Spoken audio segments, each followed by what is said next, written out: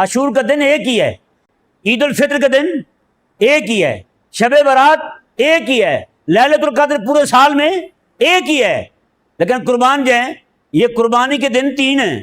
فرمایا کہ ہو سکتا ہے ایک دن کر کے یہ بھول جائیں، چلو خود ایک دن کریں گے، گلی محلے میں جہاں سے گزریں گے ان کو قربانی ہوتی دکھائی دے گی، ممکن ہے ان کے دماغ میں یہ بات بیٹھ جائے کہ میں نے اب پورا سال جو ہے رب کے دین کے مفاد کو قربان نہیں کرنا بلکہ اپنے مفاد کو رب تعالیٰ کے دین پر قربان کرنا ہے۔ یہ قربانی کا دن جو ہے یہ پوری کائنات کے لوگوں کو بتانے آتا ہے فرمایا کہ جب ایک طرف دین کا مفاد آ جائے، ایک طرف رب کا حکم آ جائے، ایک طرف اپنی ذات کا مفاد آ جائے، چھری آپ نے پھیرنی ہے تو اپنے مفاد کے گلے پہ پھیرنی ہے، رب کے دین کو چھری نہیں پھیرنی۔ حاضرین ذوی الاحتشام، آج عید الاضحیٰ شریف کا دوسرا دن ہے اور جس کی برکات سے ہم سب مستفید ہو رہے ہیں۔ اللہ تبارک و تعالی نے حضرت سیدنا ابراہیم علیہ نبینا و علیہ السلام کی یہ یاد جو قربانی والی ہے، یہ ایک اہم سبق ہمیں دیتی ہے۔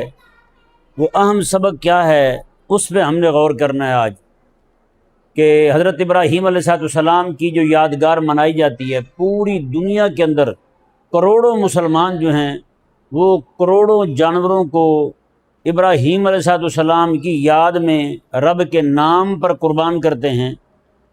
اس کے پیچھے وجہ کیا ہے؟ وہ وجہ یہ ہے کہ حضرت ابراہیم علیہ السلام کی پوری زندگی جو ہے، آپ کی پوری زندگی کا اگر مطالعہ کیا جائے، ابراہیم علیہ السلام کی پوری زندگی صرف ایک ہی نقطے کے گرد گھومتی ہے۔ وہ نقطہ کیا ہے؟ وہ نقطہ یہ ہے کہ اپنے سارے مفادات سے بڑھ کر دین کا مفاد پہلے رکھنا، دین کا مفاد پہلے ہو، اپنے مفادات بعد میں۔ اپنے مفادات یعنی دیکھیں ہمارے ہاں کیا ہوتا ہے، ایک طرف اپنا مفاد ہوتا ہے، ایک طرف دین کا مفاد ہوتا ہے۔ ہم دین کے مفاد کو قربان کرتے ہیں، اپنا مفاد بچا لیتے ہیں۔ جیسے مثال کے طور پہ کوئی بندہ سود کھانے والا ہے، اب اس بندے کا دل چاہتا ہے کہ میرے پاس پیسہ زیادہ سے زیادہ آئے۔ اب وہ کرتا کیا ہے؟ وہ اللہ تعالیٰ کا جو حکم ہے اسے کہ سود سے رکنا ہے، تم نے سود کا معاملہ نہیں کرنا، اب وہ کیا کرتا ہے؟ اللہ تعالیٰ کے حکم کو قربان کرتا ہے، اپنے مفاد کو پہلے رکھتا ہے۔ سمجھا نہیں سمجھا؟ اپنے مفاد کو پہلے رکھتا ہے۔ اللہ اکبر کبیرہ۔ آج پوری دنیا کے اندر اگر آپ غور کریں، لوگوں کے دین سے دوری کا جو سبب ہے، واحد سبب وہ یہی ہے، لوگوں نے اپنے مفادات کو دین کے مفادات پر ترجیح دی ہے۔ انہوں نے اپنے مفاد کو پہلے رکھا ہے، دین کے مفاد کو بعد میں رکھا ہے۔ سمجھا نہیں سمجھا؟ اب دیکھیں حضرت ابراہیم علیہ السلام جو ہیں، اب کون ہے ایسا باپ؟ آپ کو بھی پتہ ہے، مجھے بھی پتہ ہے، ہر بندہ اولاد چاہتا ہی اسی لیے ہے تاکہ میں جب بوڑھا ہو جاؤں، میرے بوڑھے ہونے پہ میری اولاد میری خدمت کرے۔ ہے یا نہیں ایسا؟ والدین کو یہی غرض ہوتی نا، یہ خواہش ہوتی ہے کہ چلو میں بوڑھا ہو جاؤں گا، بچے میری سیوا کریں گے، یا یہ خواہش ہوتی ہے کہ میں چلو بوڑھا ہو جاؤں گا، میں کسی کام کا نہیں رہوں گا، یا دنیا سے روانہ ہو جاؤں گا، میرا کاروبار جو ہے، میری پراپرٹی جو ہے اسے سنبھالنے والا کوئی ہو جائے، میرا کوئی وارث بن جائے، یعنی کمایا میں نے ہے، وارث اور بن جائیں، ایک دکھ لے کے میں دنیا سے جاؤں گا۔ یہی ہوتا ہے نا کہ میری پراپرٹی کا وارث بن جائے، میرے جناب مفادات کا وارث بن جائے کوئی۔ تو انسان اسی لیے اپنی اولاد کو چاہتا ہے، اولاد کی خدمت کرتا ہے، اولاد کے لیے دعائیں مانگتا ہے۔ اللہ اکبر کبیرہ۔ حضرت ابراہیم علیہ نبینا و علیہ السلام جو ہیں، آپ کو 80 سال کے بعد بیٹا میسر آتا ہے۔ کتنے سالوں کے بعد؟ 80 سال کے بعد ابراہیم علیہ السلام کو بیٹا ملتا ہے، اور وہی بیٹا جب جوان ہو جاتا ہے، ایک عمر کو جا پہنچتا ہے، اللہ تعالیٰ کی طرف سے حکم آتا ہے کہ ابراہیم اپنی پیاری شے میرے نام پہ قربان کر دے۔ اب بتائیں ابراہیم علیہ السلام جو ہیں، آپ ایک دن جانور ذبح کرتے ہیں، دوسرے دن پھر اس سے بھی زیادہ جانور ذبح کرتے ہیں، آخر ہوتا کیا ہے؟ ابراہیم علیہ السلام کے خواب میں پھر آتا ہے اپنی پیاری شے قربان کرو، اپنی پیاری شے قربان کرو۔ تو حضرت ابراہیم علیہ السلام جو ہیں، آپ نے فرمایا پھر پوری دنیا کے اندر میری پیاری شے جو ہے وہ تو میرا بیٹا ہے، وہ میرا بیٹا ہے۔ اب ذرا غور کریں نا، وہی ابراہیم علیہ السلام کا بیٹا جو ابراہیم علیہ السلام کی خدمت کرتا ہے، آج جب باپ بوڑھا ہو جائے اپنے بیٹے کو کہیں دور بھیجنا گوارا نہیں کرتا۔ لیکن بتائیں نا یار، وہ باپ کتنا عظیم ہے جو ایک خواب دیکھنے پر کہ رب تعالیٰ کی طرف سے حکم ہو رہا ہے اپنی پیاری شے قربان کر دو، بتائیں نا اپنے بیٹے کے ساتھ کتنے سارے مفادات آپ کے منسلک ہوں گے کہ وہی بیٹا آپ کا وارث بنے گا، وہی بیٹا اس سے آپ کی نسل آگے روانہ ہوگی۔ اللہ اکبر کبیرہ۔ حضرت ابراہیم علیہ السلام جو ہیں اپنے اسی بیٹے کے گلے پر چھری رکھ دیتے ہیں کہ اللہ تعالیٰ کی طرف سے مجھے حکم آ گیا ہے۔ بتائیں یار، اس سے بڑھ کر اور کیا آپ کے سامنے دلیل رکھی جائے کہ ابراہیم علیہ السلام جو ہیں آپ اپنے ذاتی مفاد پر رب کے دین کے مفاد کو ترجیح دے رہے ہیں، اپنے ذاتی مفاد کو قربان کر رہے ہیں کہ بیٹا اللہ نے دیا، اتنی عرصے کے بعد دعائیں مانگنے کے بعد اللہ نے بیٹا دیا ہے۔ اللہ اکبر۔ ابراہیم علیہ السلام کے جو بیٹے ہیں نا، اسماعیل علیہ السلام، آپ کا نام ہی یہ بتاتا ہے کہ یہ اللہ سے مانگے ہوئے ہیں، یہ اللہ سے مانگے ہوئے ہیں۔ یہ دو لفظوں سے مرکب ہے اسماعیل، اسمع اور آگے ایل۔ ایل عبرانی زبان میں اللہ کو کہا جاتا ہے، جبرائیل، جبر عبد بندے کو کہتے ہیں، اور ایل کا معنی ہے اللہ۔ میکائیل، میکا یہ بھی عبد کے معنی میں ہے، ایل آگے اللہ۔ اسرافیل، یہ جتنے بھی اللہ تعالیٰ کے فرشتے ہیں یہ عبرانی زبان میں ان کے سب کے نام مشہور نام ہے، جو ان سب کے نام کا معنی عبداللہ بنتا ہے۔ اور اسماعیل، اسمع، یہ لفظ جو ہے پہلے والا یہ عربی کا لفظ ہے، اسمع تو سن لے، مطلب میری قبول فرما لے دعا مولا۔ ایل، اے میرے اللہ، اے میرے پروردگار۔ ابراہیم علیہ السلام جو دعا مانگ رہے ہیں نا اپنے بیٹے کے لیے، اللہ تبارک و تعالیٰ نے ان کی دعا کا ہی ان کے بیٹے کا نام رکھ دیا، انہی کی دعا کو، انہی کی دعا ان کے بیٹے کا نام بن گئی، اسماعیل۔ اے میرے رب میری سن لے، تو مجھے بیٹا عطا فرما دے۔ اللہ تبارک و تعالیٰ نے بیٹا عطا فرمایا اور قیامت تک کے لیے لوگوں کو بتا دیا کہ ابراہیم علیہ السلام نے جس بیٹے کے گلے پر چھری رکھی تھی یہ وہی بیٹا تھا جو انہوں نے اللہ سے دعائیں مانگ مانگ کے لیا تھا۔ بتائیں، یعنی اللہ سے مانگ مانگ کے دعائیں لے رہے ہیں بیٹا، اور عمر کتنی ہو گئی ہے؟ 90 سال سے بڑھ گئی ہے عمر۔ پھر جناب حکم آتا ہے اپنی سب سے پیاری شے قربان کر دو۔ تو ابراہیم علیہ السلام یہ نہیں دیکھتے، حالانکہ اللہ نے یہ نہیں فرمایا تھا کہ اسماعیل کو ذبح کرنا ہے، اللہ نے یہ نہیں فرمایا، ہاں یہ ضرور فرمایا تھا اپنی سب سے پیاری شے کو قربان کرنا ہے۔ تو ابراہیم علیہ السلام نے جانور ذبح کیے، گائے ذبح کی، اونٹ کاٹے، بکریاں ذبح کی۔ پھر جب ہر بار یہی آ رہا ہے کہ اپنی پیاری شے، کہا کہ مولا پھر اس کائنات کے اندر میرے اسماعیل سے پیاری شے کوئی نہیں، پھر میرا اسماعیل ہی مجھے پیارا ہے۔ اللہ اکبر کبیرہ۔ آپ بتائیں، بندہ بڑھاپے میں بھی ہو، بیٹا بڑھاپے میں ملا ہو، بتائیں بوڑھا باپ ہو اور اس کو بڑھاپے میں بچہ مل جائے، بتائیں کتنا پیار کرتا ہے اپنے بیٹے کے ساتھ، اپنی اولاد کے ساتھ، اولاد کو کیسا عزیز رکھتا ہے وہ۔ حضرت ابراہیم علیہ السلام کو جو اللہ نے بیٹا عطا فرمایا وہ 80 سال کے بعد عطا فرما رہا ہے، اور بیٹا جب وہ جناب جب جوانی کی دہلیز پہ قدم رکھنے لگا ہے تو خواب آتا ہے کہ جناب اپنی پیاری شے کو اللہ کے نام پہ قربان کر دو۔ حضرت ابراہیم علیہ السلام جو ہیں اپنے اسی بیٹے کے گلے پر چھری رکھ کے پوری کائنات کو بتا رہے ہیں، لوگوں اپنے مفادات پر رب تبارک و تعالیٰ کے مفاد کو، رب تعالیٰ کے دین کے مفاد کو ترجیح دیں گے، تب جا کر ایمان کامل ہوتا ہے۔ یہ قربانی کا دن جو ہے یہ پوری کائنات کے لوگوں کو بتانے آتا ہے فرمایا کہ جب ایک طرف دین کا مفاد آ جائے، ایک طرف رب کا حکم آ جائے، ایک طرف اپنی ذات کا مفاد آ جائے، چھری آپ نے پھیرنی ہے تو اپنے مفاد کے گلے پہ پھیرنی ہے، رب کے دین کو چھری نہیں پھیرنی، رب کے دین کو چھری نہیں پھیرنی۔ یہ ابراہیم علیہ السلام نے اپنے سگے بیٹے کے گلے پر چھری رکھ کے بتا دیا۔ مطلب یہ کہ یہ قربانی کا دن، یہ 3 دن جو ہیں یہ بتانے کے لیے آتے ہیں۔ بھائی آپ بتائیں باقی جتنے بھی ایام ہیں کتنے دن آتے ہیں؟ عاشور کتنے دن آتا ہے؟ 2 دن آتا ہے؟ 3 دن آتا ہے؟ صرف 1 دن آتا ہے عاشور۔ عاشور کا دن ایک ہی ہے، عید الفطر کا دن ایک ہی ہے، شب برات ایک ہی ہے، لیلۃ القدر پورے سال میں ایک ہی ہے، لیکن قربان جو ہیں یہ قربانی کے دن 3 ہیں، قربانی کے دن 3 ہیں۔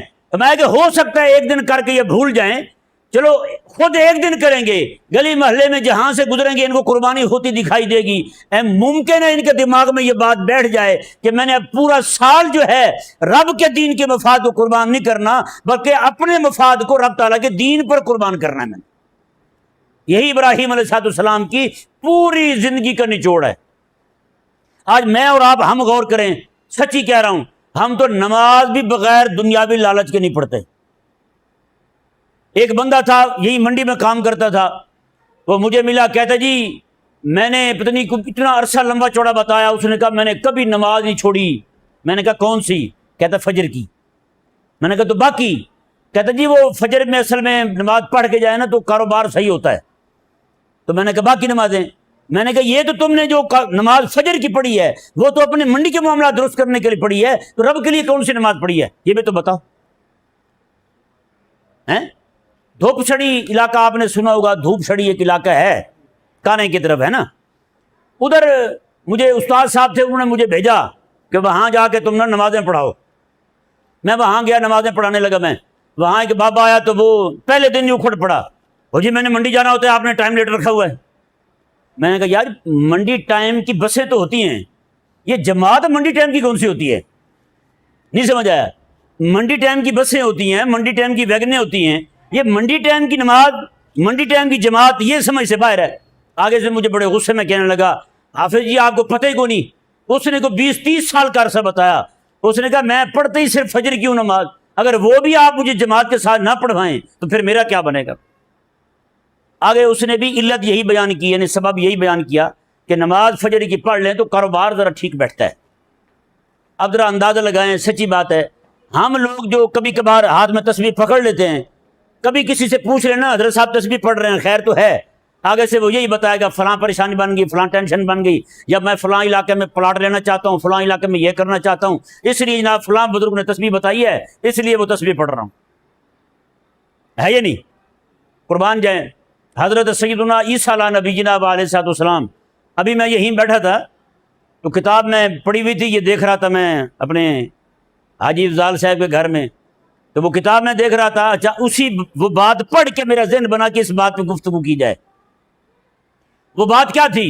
حضرت عیسیٰ علیہ السلام جو ہیں، آپ جا رہے ہیں راستے میں دیکھا لوگ بیٹھے ہوئے ہیں، تو میں کیا کر رہے ہو؟ انہوں نے کہا اللہ اللہ کر رہے ہیں۔ تو میں تمہارا اللہ اللہ کرنے کا سبب کیا ہے؟ یہ اللہ اللہ کر کیوں رہے ہو؟ آگے سے انہوں نے جواب دیا جی ہم اللہ اللہ اس لیے کر رہے ہیں تاکہ ہمیں جنت مل جائے اور جہنم سے ہم بچ جائیں، جنت پا لیں اور جہنم سے بچ جائیں۔ عیسیٰ علیہ السلام نے فرمایا کہ میں تمہارے ساتھ نہیں بیٹھوں گا، کیوں کہ تم تو مخلوق کا لالچ رکھتے ہو اور مخلوق سے ہی ڈرتے ہو، جنت پانے کے چکر میں ہو، اللہ اللہ کر رہے ہو جنت مل جائے۔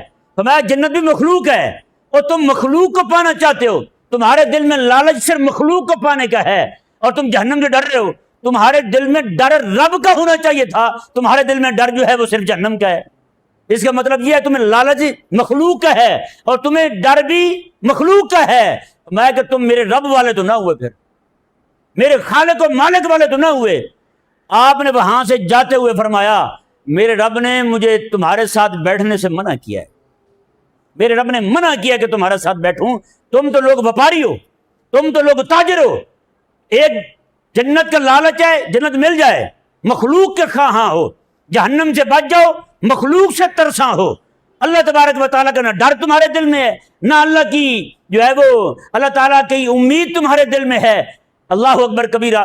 عیسیٰ علیہ السلام نے آگے سفر کیا، ایک جگہ پہنچے، وہاں دیکھا اسی طرح لوگ بیٹھے ہوئے ہیں، وہ اللہ اللہ کر رہے ہیں۔ عیسیٰ علیہ السلام نے فرمایا کہ تم یہاں کیوں بیٹھے ہو بھائی؟ وہ کہنے لگے مالک کو یاد کر رہے ہیں۔ فرمایا کہ کیوں یاد کر رہے ہو؟ خیر تو ہے؟ کہا کہ یہ ذکر اس لیے کر رہے ہیں، لالچ ہے ہمیں ایک اور ایک ڈر ہے ہمیں۔ انہوں نے فرمایا کہ لالچ کیا ہے اور ڈر کیا ہے؟ انہوں نے کہا لالچ یہ ہے مالک کو یاد کریں گے، ہو سکتا ہے مالک قیامت والے دن ہمیں اپنا دیدار عطا فرما دے، مالک راضی ہو جائے ہمارے سے، مالک اپنی زیارت عطا فرما دے ہمیں، میں کہ ڈر کس چیز کا ہے؟ انہوں نے کہا ڈر اس چیز کا ہے کہ کہیں یہ نہ ہو کہ مالک نے ہمیں اپنی یاد کی توفیق دی ہے، کہیں ناراض ہو کے اپنی یاد سے ہمیں غافل ہی نہ کر دے۔ یہ جو ہم بیٹھے اس کو یاد کر رہے ہیں، کہیں یہ نہ ہو کہ ہم اللہ تعالیٰ کے ذکر سے غافل ہو جائیں۔ اللہ اکبر۔ عیسیٰ علیہ السلام نے فرمایا کہ ہاں میرے رب نے مجھے حکم دیا ہے کہ تمہارے ساتھ ہی بیٹھوں، تمہارے ساتھ بیٹھوں۔ یعنی تمہارا رب کو یاد کرنے کا مقصد جو ہے وہ جنت پانا نہیں ہے، وہ بھی رب کو پانا ہے، اور تمہارا رب سے ڈرنے کا جو مقصد ہے، پیچھے جو سبب ہے وہ بھی یہ ہے کہ رب سونا ہم سے ناراض نہ ہو جائے۔ فرمایا کہ تمہیں جو چاہیے وہ بھی رب چاہیے، اور جس سے ڈرتے پھرتے ہو وہ بھی رب کی ناراضی سے ڈرتے پھرتے ہو۔ آپ نے مجھے میرے رب نے حکم دیا ہے کہ میں آپ کے ساتھ ہی بیٹھوں۔ اللہ اکبر کبیرہ۔ حضرت رابعہ بصریہ رضی اللہ تعالی عنہ جو ہیں، آپ نے ایک بار ایسے جذب کی کیفیت آپ پہ طاری تھی، حضرت رابعہ پہ۔ آپ نے فرمایا، بیٹھے ہوئے تھے بچے، آپ نے فرمایا کہ لوگوں پہ مجھے افسوس ہوتا ہے، ان لوگوں میں بڑی حیرانگی ہے، میں کہ کئی لوگ جنت کے لالچ میں عبادت کرتے ہیں، اور کئی لوگ جو ہیں وہ جہنم کے ڈر سے عبادت کرتے ہیں، رب کی جہنم کے ڈر سے عبادت کرتے ہیں۔ جو جنت کے لالچ میں عبادت کرتے ہیں وہ تو ہو گئے تاجر۔ وہ کیا ہو گئے؟ تاجر ہو گئے۔ تاجر جو ہے اپنا نفع دیکھ کے بات کرتا ہے نا۔ تاجر جو ہے نا وہ کہتا ہے یار میں کسی کا سکا نہیں ہوں، میں تو بس 2 2 4 مانگتا ہوں، بس 5 5 10 مانگتا ہوں، میں 5 5 6 نہیں مانگتا، 5 5 میں 7 نہیں مانگتا، 5 5 10 مانگتا ہوں میں، ہے نا۔ تو حضرت رابعہ بصریہ رضی اللہ تعالیٰ عنہ نے فرمایا جو بندہ عبادت اس لیے کر رہا ہے کہ جنت مل جائے، کہا وہ تو وپاری ہے، وہ بیوپاری ہے، وہ تو تاجر ہے۔ یعنی رب تبارک و تعالیٰ کی عبادت کر رہا ہے اور چاہتے کہ مجھے جنت مل جائے، یعنی ہر بندہ پیسے دے کے کچھ نہ کچھ لے لیتا ہے۔ فرمایا کہ یہ بندہ بھی یہی چاہتا ہے، رب کی عبادت کروں بدلے میں مجھے جنت مل جائے۔ اور فرمایا کہ جو بندہ جہنم کے ڈر سے عبادت کر رہا ہے، کہا وہ تو کوئی نوکر ہے، وہ تو منشی ہے، وہ تو کسی کا غلام ہے۔ غلام جو ہیں منشی وہ اس طرح کرتے ہیں، مالک کے ڈر سے کام کرتے رہتے ہیں، مالک کے ڈر سے نہیں، تنخواہ کے ٹکنے کے ڈر سے کام کرتے ہیں، تنخواہ نہ کٹ جائے ہماری، یہی ہوتا ہے، یہ نہیں ہوتا، تنخواہ کٹ جائے گی، نوکری سے نکال دیے جائیں گے۔ اللہ اکبر کبیرہ۔ حضرت رابعہ بصریہ رضی اللہ تعالیٰ عنہ نے فرمایا جو بندہ سچا طالب مولا ہوتا ہے وہ یہ نہیں دیکھتا کہ میں جو عبادت کر رہا ہوں مجھے جنت مل جائے، میں جو عبادت کر رہا ہوں جہنم سے بچ جاؤں۔ فرمایا کہ جنت سے بچنا وہ بھی اللہ بچائے گا، یعنی جنت اللہ تعالیٰ فرمائے گا جنت کی عطا جو ہے وہ بھی مالک کے فضل سے ہو جائے گی، اور جہنم سے بچنا جو ہے وہ بھی مالک عز و جل جہنم سے بچا لے گا۔ لیکن اس کی نیت جو ہے وہ خالصتاً رب تبارک و تعالیٰ کو پانے کی ہونی چاہیے۔ جب یہ اللہ کو پانے کی نیت سے عبادت کرے گا تو فرمایا کہ یہ حقیقی آزاد بندے کی عبادت ہے۔ آزاد بندے کی عبادت یہ ہے، یعنی نہ اسے کوئی لالچ ہے نہ اسے کسی شے کا ڈر ہے، اسے لالچ بھی ہے تو مالک مل جائے، بس رب مل جائے مجھے، اس لالچ کی بنیاد پر یہ عبادت کرتا ہے۔ ڈر بھی ہے تو صرف اس بات کا ہے کہیں مالک ناراض نہ ہو جائے مجھ سے۔ اندازہ لگائیں، آج ہم دیکھیں، ذرا غور کریں کہ ہماری عبادتیں، ہماری ریاستیں، ہمارا ذکر و فکر وہ کس لیے ہے؟ پورا سال ہمارے لوگ نماز نہیں پڑھتے، صرف شب برات کو مسجد میں وہ لینے لگی ہوتی ہیں، پورا سال مسجد نہیں بھرتی، شب برات کو مسجد میں پاؤں رکھنے کی جگہ نہیں ہوتی۔ کیا مطلب؟ کہ وہ رب کو پانے کے لیے گئے ہوئے ہیں، وہ تو صرف اس لیے گئے ہوئے، انہوں نے فضائل سنے ہیں شب برات کے، اور جناب اس رات میں جناب بندہ بخشا جاتا ہے تو اس رات میں یہ ہو جاتا ہے، پھر بندہ بخشا جاتا ہے وہ جو سیدھے راہ پہ بھی چل پڑے۔ یہ تھوڑی ہے کہ شب برات میں آئے اور نمازیں پڑھے، ایک رات میں نفل پڑھے، اس کے بعد پھر غائب ہو جائے مسجد سے، یہ تو نہیں ہے۔ تو اس لیے بندہ مومن کو چاہیے اپنا ایک ایک عمل جو ہے وہ محض رضائے الہی کے لیے کرے، اپنا مفاد اسے عزیز نہ ہو، رب تعالیٰ کے دین کا مفاد عزیز ہو، تو پھر دنیا بھی کامیاب ہے، اس کی آخرت بھی کامیاب ہے۔ اللہ تبارک و تعالی ہم سب کو سمجھنے کی توفیق عطا فرمائے۔